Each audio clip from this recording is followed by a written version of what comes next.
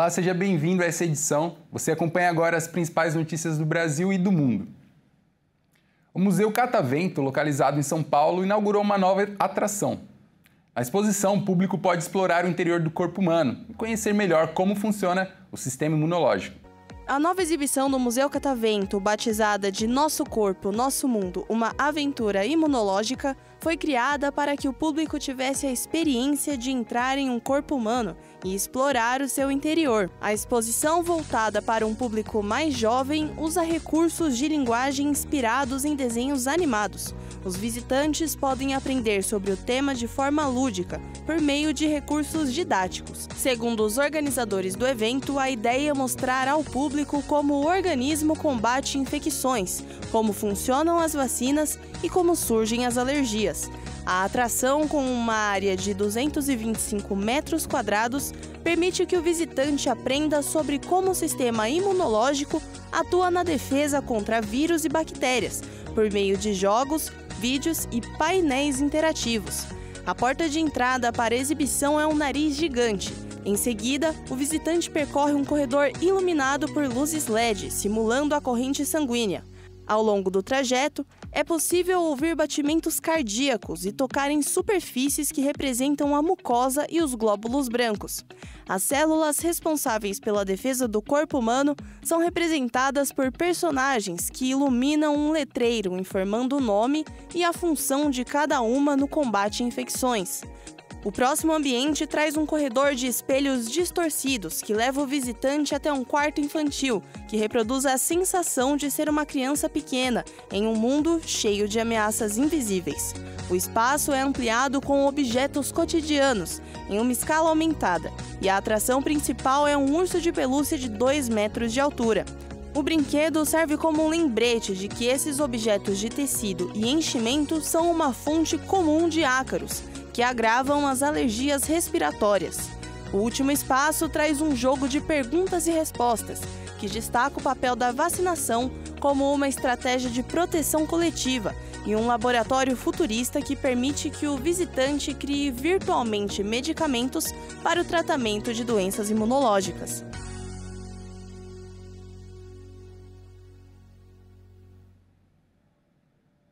Projetos relacionados ao meio ambiente e sustentabilidade se tornam agora o grande propósito de países da América Latina.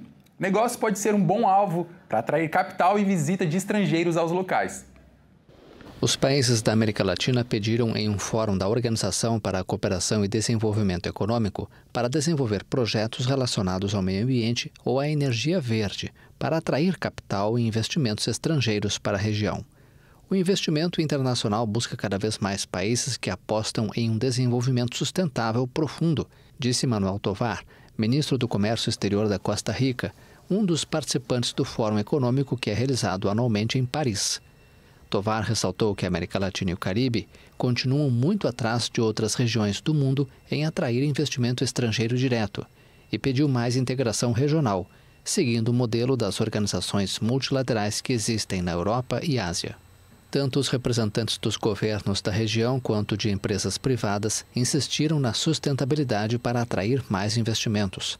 Segundo dados da Comissão Econômica para a América Latina e o Caribe, a CEPAL, o investimento estrangeiro direto na América Latina alcançou os 184,3 bilhões de dólares em 2023, quase 9,9% menos que no ano anterior.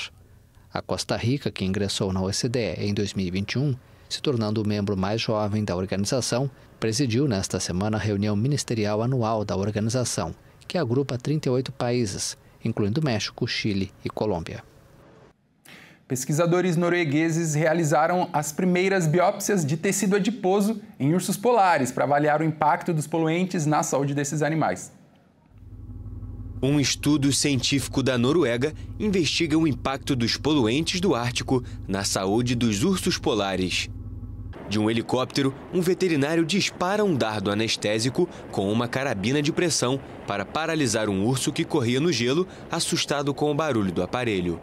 Mas o uso da arma é só para fazer o animal adormecer. O helicóptero pousa perto dele e assim os cientistas fazem a extração de finas tiras do tecido adiposo e coletam amostras de sangue. Mas para que serve esse método?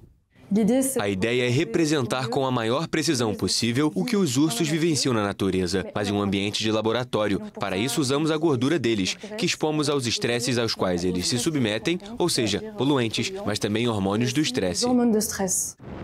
Os pesquisadores mantêm as amostras por vários dias no navio de expedição e as submetem a contaminantes e hormônios. Eles são, então, congelados para análise em um laboratório quando a equipe retorna à Terra. Além do veterinário responsável por anestesiar os ursos, 2 cientistas trabalham nos animais para realizar biópsias cuidadosamente, coletar amostras de sangue e colocar colares eletrônicos de rastreamento neles. Somente os ursos polares podem usar essas coleiras, devido ao formato de seus pescoços. Essas informações, juntamente com os dados de GPS das coleiras, dão aos cientistas uma imagem do estilo de vida e dos movimentos desses animais com a diminuição do gelo. Estamos enfrentando grandes mudanças climáticas, particularmente no Ártico e em Svalbard. O declínio do gelo é absolutamente drástico e o urso polar é um animal endêmico do Ártico, que usa o gelo, especialmente o gelo marinho, para se locomover, se alimentar, caçar focas e se reproduzir. Portanto, o desaparecimento do gelo marinho provavelmente terá consequências significativas para a ecologia espacial, incluindo a maneira como os ursos se movimentam e entendem seu ambiente. O Instituto Polar Norueguês lidera o programa de pesquisa sobre ursos polares em Svalbard há 40 anos. Os estudos feitos pelo Instituto relatam que os ursos da localidade agora mudaram a dieta.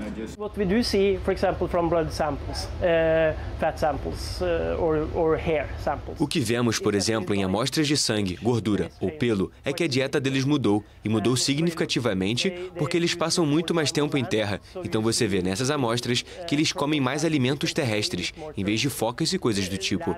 Eles ainda caçam focas, mas também comem ovos de rena, até comem grama e coisas do tipo, embora isso não forneça energia.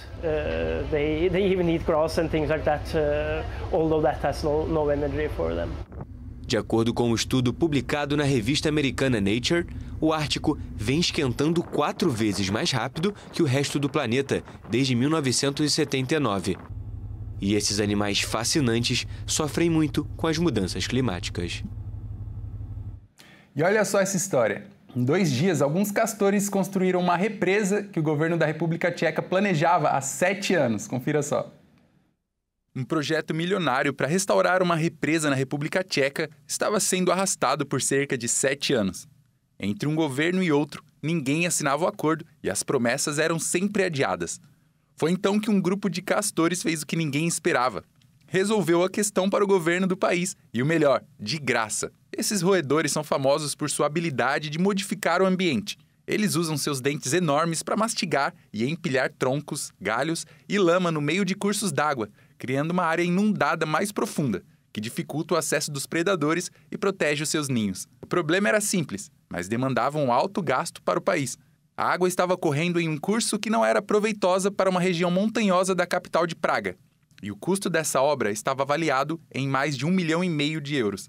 Diversos entraves burocráticos atrasaram o início do projeto. Para resolver o problema, uma barragem deveria entrar em ação para que essa água fosse retida naquela região. E esses construtores natos deram uma ajuda e tanto para o governo tcheco. Enquanto as autoridades debatiam, os castores botaram patas e dentes à obra. E apenas 2 dias foram mais do que suficientes para que a nova barragem fosse concluída. E com uma pitada de provocação, já tem gente na República Tcheca pedindo castores na liderança do governo. Bom, essa edição fica por aqui. Agradeço muito a sua companhia e desejo a você um domingo excelente. Até mais.